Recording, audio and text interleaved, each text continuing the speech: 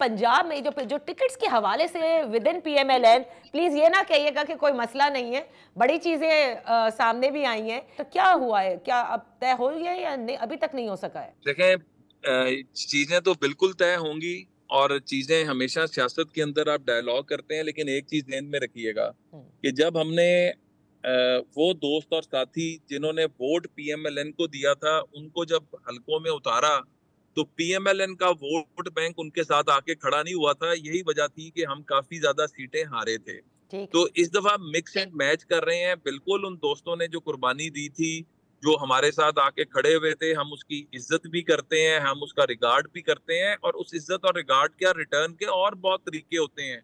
सियासत के अंदर खाली एमपी एमएनए बनना नहीं होता, और भी बहुत जगह होती हैं।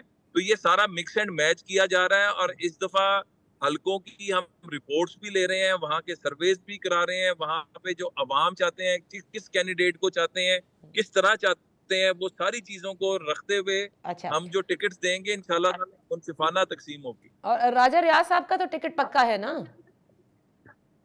राजा रियाज साहब चूंकि हेड कर रहे थे और बड़े मुश्किल वक्त में बड़े मुश्किल फैसले भी उन्होंने किए, तो मैं समझता हूं कि उनकी टिकट जो है, फैसला तो पार्टी लीडरशिप ने करना है, लेकिन जो इस वक्त चल रहा है लगता यही है कि उनकी टिकट पक्की है। और नवाब वसीर और तलाल चौधरी वाला मामला अभी हल नहीं हो सका है?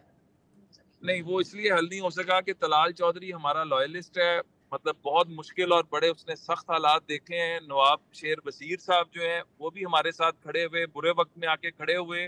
तो इसलिए पार्टी इस वक्त एक मतलब है प्रॉब्लम जिसमें को फेस कर रही है, लेकिन इंशाल्लाह ताला सबकी मुशावरत से अच्छा फैसला होगा।